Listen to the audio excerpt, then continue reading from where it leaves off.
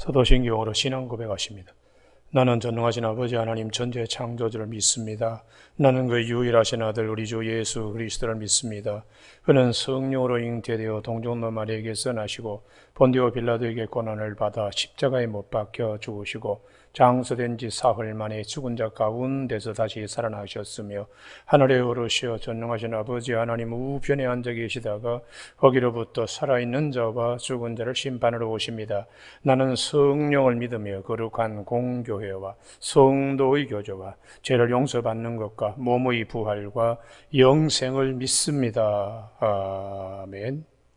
오늘 아침에 하나님께서 우리 모두에게 주시는 생명의 말씀은 시편 55편의 말씀인데 13절에서 8절에서 부터 봐야 되는데 13절부터 22절까지 교독하십니다.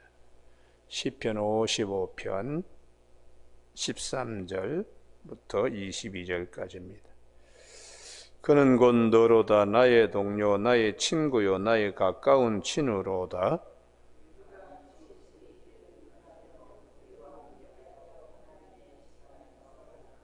사망이 갑자기 그들에게 임하여 산채로 스올에 내려갈지어다. 이는 악독이 그들의 거처에 있고 그들 가운데 있음이로다.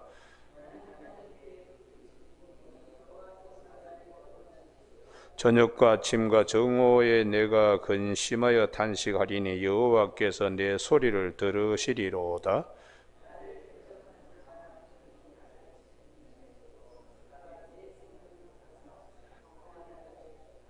옛부터 계시는 하나님이 들으시고 그들을 낮추시리이다.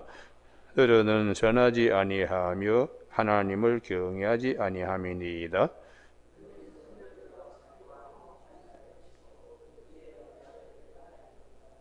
그의 입은 우유 기름보다 미끄러우나 그의 마음은 전쟁이요 그의 말은 기름보다 유하나 실상은 뽑힌 칼이로다.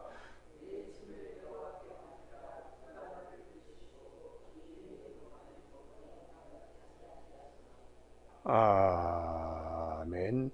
13절에 그는 곧 너로다 나의 동료 나의 친구요 나의 가까운 친구로다 하는 말씀과 22절에 내 짐을 여호와께 맡기라 그가 너를 붙드시고 의인의 요동함을 영원히 허락하지 아니하시리로다 하는 말씀 중심으로 믿는 도끼에 발등 찍힐 때 하나님을 바라봐라 하는 말씀으로 말씀을 나누겠습니다.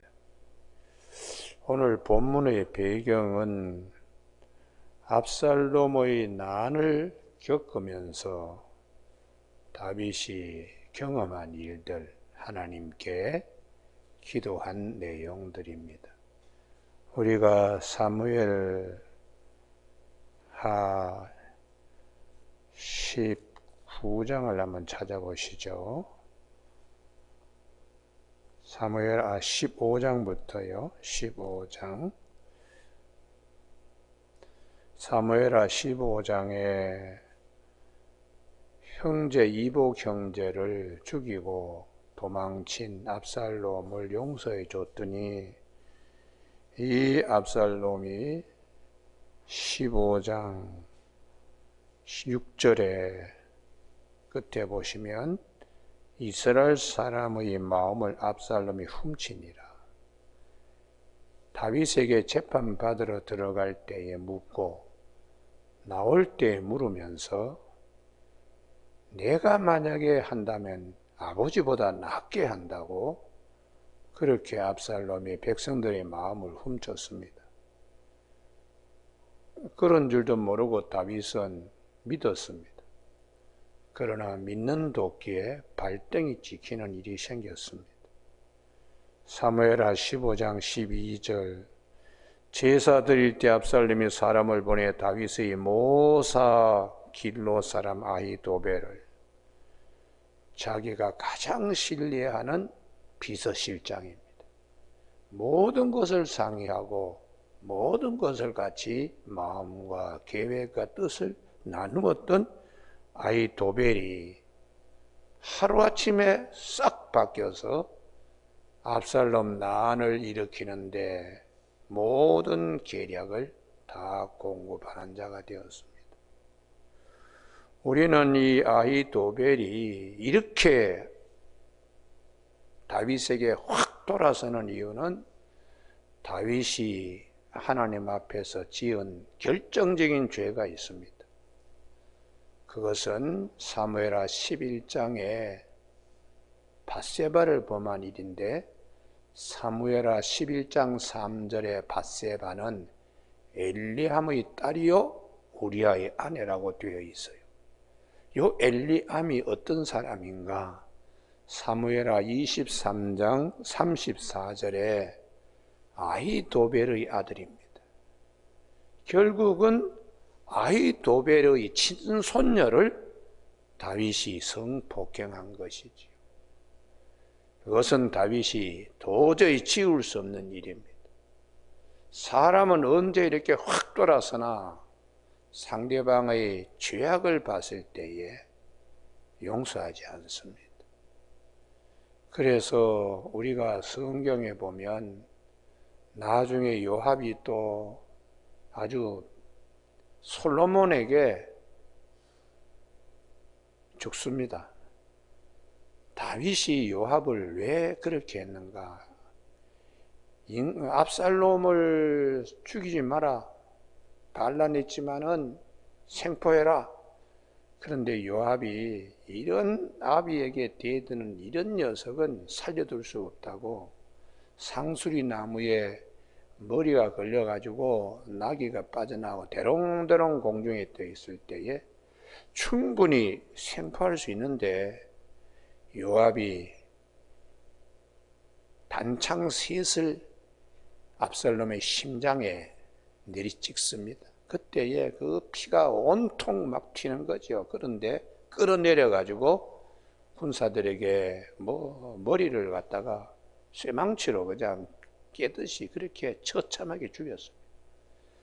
다윗이 그걸 겉으로 표현은 하지 않지만 큰 상처가 되고, 그리고 왕명을 어긴 것이기 때문에 이놈 절대로 내가 살려둘 수 없다. 마지막 다윗이 죽을 때 솔로몬에게 이 수루아의 아들 요압을 그냥 죽게 하지 말라고. 그래서 솔로몬이 요압을 처단한 것입니다. 자, 다윗의 집안을 보면은 서로 화목하고 서로 사랑하고 그렇게 해야 되는 집안인데, 압살롬이 이방 형제인 암논을, 또 암논은 또 이복 누이인 압살롬의 누이를 성폭행하고 궁중에 그냥 완전히 콩가루 집안입니다. 다윗과 요압은 조카지간입니다. 삼촌과 조카. 요압의 어머니 수루야가 다윗의 누나입니다. 그의 아들이 요압이니까 이게 조카잖아요, 조카요. 그러면 솔로몬과는 고종 사촌지간이에요. 집안에서 피비린내가 납니다. 우리가 사람을 신뢰하지 말아야 되는 이유는 다 죄성을 가지고 있어요. 그래서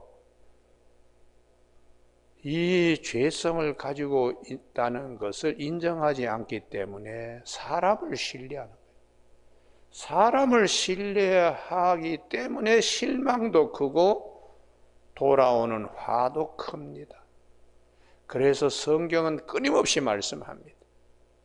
사람은 믿음의 대상이 될 수가 없고 사랑의 대상이다. 믿음의 대상은 하나님 한 분밖에 없다.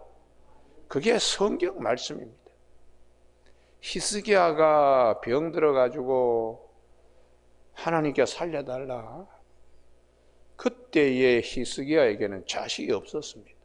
그런데 하나님께서 은혜를 베풀어 주셔서 히스기야를 살려서 낳은 아들이 므낫세인데, 이 므낫세가 하나님을 경외하는 것보다는 정반대로 부모의 가슴에 대못질을 했습니다. 우상 숭배하고 심지어는 자기가 낳은 아들을 몰렉 신에게 산채로 제물을 드리는 아버지가 자식에게는 원수지요, 원수요. 어떻게 그럴 수 있습니까? 그렇기 때문에 주님이 오셔서 내 원수는 네 집안에 있다라고 말씀하는 것은 싸우라는 것이 아닙니다. 사람은 믿음의 대상이 될 수가 없다는 거예요. 그런데 우리가 그냥 이걸 착각하고 믿음의 대상으로 보기 때문에 실망도 크고 미움도 크고 극기하는 원수처럼 그냥 사는 경우가 많습니다. 여러분, 여기에서 저 아프리카에 있는 사람하고 남미에 있는 사람하고 원수질 일이 없습니다. 가까이 있지 않으니까. 그러나 가족 식구는 늘 같이 지내다 보니까 상처도 크고 실망도 크고 아픔도 크고, 우리가 이러한 세상에 살 때에 하나님이 우리에게 말씀하시는 것은 사람은 죄성을 가지고 있기 때문에 자기 자신도 믿지 마라. 그게 성경의 말씀입니다. 우리가 마태복음에 예수님께서 베드로와 주고받은 말씀이 있죠. 마태복음 26장에 베드로가 큰 소리 칩니다. 다 주를 버릴지라도 나는 결코 버리지 않겠습니다. 이렇게 호언장담했을 때 예수님께서 너 자신도 믿지 말아야 된다. 그것을 주님이 이렇게 말씀합니다. 닭 울기 전에 너 3번 나를 부인해. 그때에 베드로가 다시 한번 못을 박습니다. 내가 주와 함께 죽을지언정 주를 부인하지 않겠나이다. 모든 제자도 그와 같이 말하였다고. 그런데 몇 시간 후에 베드로가 예수님을 부인하고 닭이 울 때에 황소 울음으로 통곡했다고. 이 성경이 뭘 말하는가? 자기 자신도 믿지 못하는 존재라는 거예요. 그래서 사도 바울이 로마서 7장 19절에 내가 선을 행하기는 원하는데 원하지 아니하는 바 악을 행하는 거, 이게 도대체 어떻게 된 거냐? 내 속에 죄가 함께 있다는 걸 알게 되었다. 오호라, 이 곤고한 자로다. 사망의 몸에서 누가 나를 건져낼 수 있는가? 다윗도 깜짝 놀랐을 거예요. 바세바를 범해가지고 내가 어떻게 그래서 시편 51편 5절에 내가 죄악 중에서 출생했고 우리 어머니가 죄 중에 나를 잉태했다. 내가 죄덩어리라는 것을 비로소 알게 되었다는 거죠. 자기 자신도 믿음의 대상으로 삼아서 안 됩니다. 우리가 그래서 성경은 하나님 외에 믿음의 대상을 삼는 것을 우상이라고 그렇게 말씀하시는 거예요. 내 자신도 우상으로 삼으면 안 됩니다. 그리고 아버지, 아들, 며느리, 사위, 이거 신뢰 대상 되지 못합니다. 오직 그래서 우리가 오늘 아침에 여기를 꼭 찾아야 되는데요. 요한복음 13장입니다. 요한복음 13장 34절. 사람은 믿음의 대상이 아니고 그냥 사랑의 대상이다. 사랑의 대상이다. 요한복음 13장 34절 다 같이 합독하십니다. 시작. 새 계명을 너희에게 주노니 서로 사랑하라. 내가 너희를 사랑한 것 같이 너희도 서로 사랑하라. 아멘. 주님이 우리를 사랑한 것 같이 모든 허물을 다 아시면서 우리를 위하여 십자가의 대속물로 하나님과 우리 사이에 화목제물로 주신 주님이세요. 우리가 누구 상대방의 약점이나 부족한 거 이거 알면 갑자기 그냥 확 실망합니다. 우리 교우들도 그렇지요. 목사님 절대로 믿었는데 목사님 저 이면에 저런 부분이 있구나. 아이고, 그 다음부터는 설교를 아무리 천사와 같이 하더라도 설교가 그분의 가슴에 들어가지 않습니다. 그래서 특별히 목회자일수록 굉장히 이명 관리를 잘해야 됩니다. 여러분, 그래도 목회자가 믿음의 대상이냐? 되어서 안 됩니다. 오직 믿음의 대상은 하나님 한 분입니다. 할렐루야. 그래서 요한복음 14장 1절에 믿음의 대상은 한 분이라는 거예요. 너희는 마음에 근심하지 말라. 하나님을 믿으니 할렐루야. 또 나를 믿어라. 할렐루야. 예. 오직 믿음의 대상은 하나님, 주님밖에 없고, 그 다음에 사람은 절대로 믿음의 대상이 되지 못한다는 것이. 그래서 오늘 아침에 시편 55편에 보면은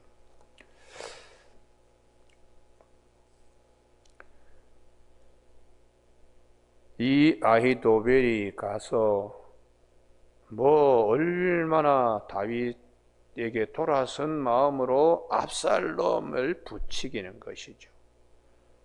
그럴 때에 다윗이 어떻게 하나님께 기도했는가? 8절 내가 나의 피난처로 속히 가서 폭풍과 광풍을 피하리라. 피난처 대신 하나님 한 분만 의지한다는 거예요. 9절 내가 성내에서 강포와 분쟁을 보았사오니 예루살렘 성을 떠날 때에 평화의 도성이라고 그렇게 기대했던 예루살렘에서 자기도 범죄하고 자식들도 범죄하고 신하들도 범죄하고 참 그런 죄 가운데 있지요. 9절에 내가 성내에서 이게 얼마나 안타깝겠어요. 이런 일이 있으라고 예루살렘 성을 정복한 것이 아니잖아요. 그런데 그 성내에서 강포와 분쟁을 보았사오니 주여 그들을 멸하소서. 그 속에는 자기 자신도 들어있습니다. 그들의 혀를 잘라버리소서. 여기에 잘라버리다 이 말이 원전은 팔라그라고는 히브리어인데 이것은 말을 흩어져 버린다라는 뜻입니다. 그들의 입에서 나오는 말들이 다 흩어지게, 이게 이제 바벨탑 사건에서 하나님과 대항하고 하나님의 뜻을 세우지 하나님께서 내려가서 이 언어들이 다 하나가 되어서 이러면 안 된다 해서 하나님이 언어를 혼잡하게 하셨다. 흩어버린 바벨, 그 바벨탑 사건을 다윗이 악한 사람들끼리 모여서 하는 모든 계략이 헛되게 되도록 기도했습니다. 그래서 오늘 아침에 다시 수고스럽지만은 사무엘을 한번 찾아봅니다. 사무엘하 15장 25절입니다. 임금님이 피난 가니까 거기에 22절에 이때 이런 사람 백성들이 또 23절에 크게 울고 기드론 시내를 이제 건너가면서 감람산 언덕으로 이제 올라가게 되죠. 그때에 하나님의 법궤를 사독과 아비아달이 이걸 내어 가지고 임금님을 따라오려고 할 때에 25절 다 같이 읽습니다. 시작. 왕이 사독에게 이르되 보라 하나님의 궤를 성읍으로 도로 메어가라. 만일 내가 여호와 앞에서 은혜를 입으면 도로 나를 인도하사 내게 그 궤와 그 계신들을 보이시리라. 할렐루야. 이게 다윗의 믿음이에요. 법궤는 나에게 무슨 일이 있어도 법궤는 있어야 될 법궤 자리 예루살렘을 떠나서는 안 된다. 내가 몽진 가고 피난 가고 이렇게 어려움을 겪어도 법궤를 가지고 내가 그냥 가지고 피난 가면 되겠는가? 법궤는 법궤가 있어야 나는 하나님을 믿는다. 그래서 이 난이 잘 평정되도록 하나님의 은혜 베풀어 주시면 도로 황궁할 수 있다는 믿음을 가지고 법궤를 있는 자리로 옮겼습니다. 그래서 29절에 사독과 아비아들이 하나님의 궤를 예루살렘으로 메어다 놓고 거기 머물러 있었다고. 이게 다윗의 믿음이에요. 내가 어렵다고 법궤를 파내어 가지고 자기가 치고 가는 이런 일을 하지 않고 법궤는 법궤대로 있어야 된다. 그 자리에 영원하신 하나님의 도성으로 말씀이 그 자리에 그렇게 했을 때에 특별히 31절에 아히도벨이 압살롬 편에서 책략을 제공하는 비서실장으로 건너갔습니다. 그랬을 때 31절에 다윗이 이르되 여호와여 원하옵건대 아히도벨의 모략을 어리석게 하옵소서. 하나님께 기도만 했습니다. 하나님께. 그래서 이 아히도벨의 모략에 맞불이 되는 훗세라고 하는 사람이 그 다음에 등장했을 때에 훗세에게 돌아가라. 예루살렘에서 하나님의 뜻을 이루도록. 그래서 이 15장 37절 제일 끝에 다윗의 친구 훗세가 성읍으로 들어가고 압살롬도 예루살렘에 들어갔는데 이 훗세가 아히도벨과 책략 경쟁에서 훗세가 이깁니다. 그래서 사무엘하 17장 14절 사무엘하 17장 14절에 압살롬과 온 이스라엘 사람들이 이르되 아렉 사람 훗세의 계략은 아히도벨의 계략보다 낫다. 이는 여호와께서 압살롬에게 화를 내리려 하사 아히도벨의 좋은 계략을 물리치라고 명령하셨음이었더라. 그래서 다윗이 하나님께 기도한 대로 하나님이 다 이렇게 이루어졌어요. 나중에 아히도벨은 사무엘하 17장 23절에 자기의 계획이 반영되지 아니하니까 17장 23절에서 고향에 돌아가서 목며 자살하고 말았습니다. 우리가 성경에 아히도벨도 원수 같겠다고 내 손녀를 그렇게 했던 임금 다윗을 용서하지 못하고 그러면서 돌아섰는데 결국은 자기 스스로 이렇게 목매달아 죽을 정도로 생각은 못했을 거예요. 자기의 자신만만함, 내 머리가 얼마나 똑똑한데 그러다가 자기 깨에 자기가 빠진 겁니다.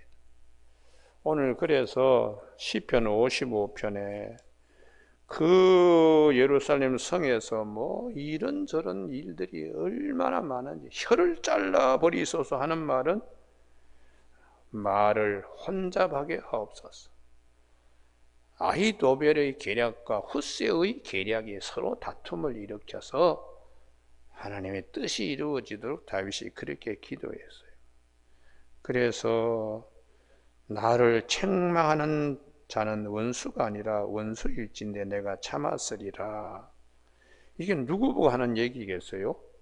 아히도벨입니다. 그래서 오늘 시편 55편 13절에 나의 가까운 친구가 이렇게 그냥 믿는 도끼가 내 발등을 찍듯이 어떻게 이렇게 할 수 있는가? 상처가 엄청나게 크지요. 14절 우리가 같이 재미있게 의논하며 무리와 함께하여 하나님의 집 안에서 다녔는데 둘도 없던 막역한 지간에 그런 아히도벨이 어떻게 이렇게 할 수가 있는가? 사망이 갑자기 그들에게 임하여 산채로 서울에 내려갈지어다.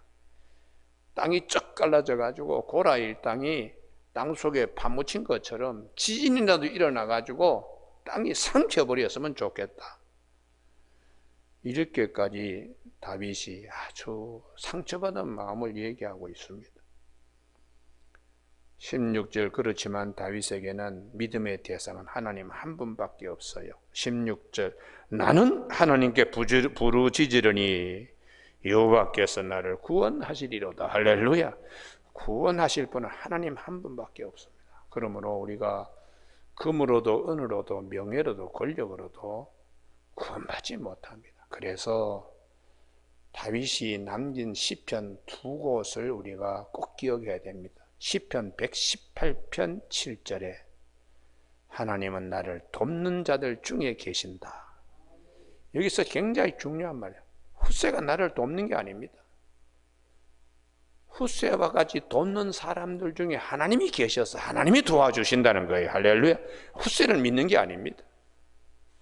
하나님을 믿는 겁니다. 그래서 시편 118편에 나를 돕는 자 중에 계신다. 이게 얼마나 사람을 믿는다는 얘기가 아닙니다. 여호와께서 내 편이 되어서 나를 돕는 자들 중에 계시니. 이게 굉장히 중요한 말씀이에요. 우리 목사님들 가운데도 교인들 너무 믿었다가 낭패 보는 분들이 많이 있습니다. 우리 금난교회 김홍도 목사님이 말이죠, 우리 장로의 신학대학에 한번 와가지고 설교한 일이 있어요. 그때 설교를 어떻게 하시나 하고 했더니 자기 교회 장로님 자랑을 얼마나 하든지 그러면서 교회를 짓게 되었다고, 50억을 헌금해가지고 교회를 짓게 되었다고, 통합 측에 이런 장로님이 있느냐고 장로의 신학대학 경건회 때 와서 설교를 하시더라고요. 그 얼마 있다가 금난교회가 아주 그냥 아주 시끄럽게 되었어요. 그 장로님께서 김홍도 목사님의 부조한 걸 봤는지 바로 금난교회를 자기 손으로 짓고 그 바로 코앞에 교회를 개척을 했습니다. 그래서 그 코앞에서 계속해서 금난교회와 싸우는 거예요. 두 분이 다 돌아가셨지만은 한국교회에 남겨준 그거 모양이 뭐냐? 사람을 절대로 우상화시키면 안 된다. 사람을 절대로 우상화시키면 안 된다. 돕는 중에 사람이 돕는 게 아닙니다. 하나님이 계셔서 할렐루야 도와주신 거기 때문에 하나님만 바라봐야 돼. 하나님만 바라봐야 돼. 그래서 시편 118편의 8절 말씀, 여호와께 피하는 것이 사람을 신뢰하는 것보다 나으며, 이게 정말 마음에 그냥 와서 닿는 말씀입니다. 마음에 와서 닿는 말씀. 여호와께 피하는 것이 고관들을 신뢰하는 것보다 낫도다. 그렇게 말씀하시면서 시편 146편 3절에 귀인들을 의지하지 말며 도우림이 없는 인생도 의지하지 말지어다. 그의 호흡이 끊어지면 흙으로 돌아가서 그날에 그의 생각이 소멸하리로다. 야곱의 하나님을 자기의 도움으로 삼으며 여호와 자기 하나님에게 자기 소망을 두는 자는 복이 있도다. 할렐루야. 얼마나 참 귀한지 몰라. 제가 아침에 김홍도 목사님 얘기하는 거는 김홍도 목사님 사모님이, 배 사모님이 어릴 때 제가 다니던 교회에 우리 누님들과의 친구였어요. 그래서 김홍도 목사님 사모님이 시집갈 때에 김홍도 목사님이 그때 전도사였는데 이분이 아주 열정적이고 하니까 그 열심 보고 결혼을 했습니다. 물론 중시는 지금 저기 춘천에 있는 김재한 목사님 그 장인 어리시는 분이 그때 군인으로 와가지고 있을 때에 이 김홍도 목사님을 보고 저분이 대단히 열정적이다 그래서 결혼 중매를 해서 이제 했는데, 그래서 지금 이렇게 돌아보면 참 하나님의 뜻이 신묘막측하다 하는 생각을 해요. 돕는 자 중에 하나님이 계셔서 하나님의 일들을 우리에게 다 이렇게 말씀하시니까 오늘 아침에 여러분 절대로 사람을 신뢰하지 마십시오. 자기 자신도 자기를 참, 베드로 보세요. 얼마나 큰 소리 쳤다가 자기 자신도 믿지 못하게 되잖아요. 그러니까 그냥 사람은 사랑의 대상이다. 믿음의 대상이 절대로 아니다. 수능고사 우리가 이번에 보냈는데 쳤는데 부모님들이 얼마나 애를 쓰면서 올인합니까? 근데 결과가 잘 나오지 못하면 이제 싸움이 일어납니다. 내가 얼마나 너를 위해서 일을 하고 뒷바라지하고 했는데 결과가 뭐냐? 이러면서 이제 부모와 자식 간에 뭐 싸움이 나고 다툼이 나고, 또 부부지간에 남편은 그럽니다. 내가 밖에 가서 그만큼 일했는데 애들을 어떻게 돌봐서 이 모양이 되었느냐고 또 그렇게 그냥. 이게 이제 예루살렘 성중의 싸움판처럼 가정에도 찾아오는 거예요. 가정에도. 제가 이렇게 인생을 살아보니까요, 사람은 절대로 신뢰의 대상이 되지 못합니다. 믿었던 도끼가 발등 찍힐 때에 상처는 엄청나게 큽니다. 우리가 그럴 때마다 시편에 여호와만을 바라봐라. 시편 55편 22절에 내 짐을 여호와께 맡기라. 그가 너를 붙드시고, 할렐루야, 붙들어 주신 분은 하나님밖에 없어요. 의인의 요동함을 영원히 허락하지 않는다. 의인은 하나님만 바라보는 자를 의인이라 그래. 왜? 다윗이 주님만 바라봤으니까 용서도 받는 거지요. 그래서 130편 4절에 사유하심이 주께 있다고. 용서하는 것도 하나님께 있고 구원하는 것도 하나님께 있으니까 우리가 신뢰의 대상은 딱 한 분이다. 오직 하나님. 그분이 보내신 아들을 통하여 우리와 화목관계로 해주신 이 은혜를 기억하는 아침 되기를 바랍니다. 기도하시겠습니다. 하나님 아버지, 오늘도 이 아침에 우리에게 진리를 깨닫게 하시고 진리의 빛을 보게 하시니 감사를 드립니다. 어제 그렇게 친했던 친구가 오늘 등을 돌리고 등 뒤에서 칼을 찌르는 일들이 많습니다. 하나님, 우리가 어려움을 겪지 않도록 도와주시고 어려움을 겪을 때에 구원자 오직 한 분이심을 기억하며 하나님만 바라보는 믿음으로 상처 치유받게 하여 주시길 원하오며 예수님 이름으로 기도드립니다. 아멘. 하늘에 계신 우리 아버지, 아버지의 이름을 거룩하게 하시며 아버지의 나라가 오게 하시며 아버지의 뜻이 하늘에서와 같이 땅에서도 이루어지게 하소서. 오늘 우리에게 이룰 양식을 주시고 우리가 우리에게 잘못한 사람을 용서하여 준 것 같이 우리 죄를 용서하여 주시고 우리를 시험에 빠지지 않게 하시고 악에서 구하소서. 나라와 권능과 영광이 영원히 아버지의 것입니다. 아멘.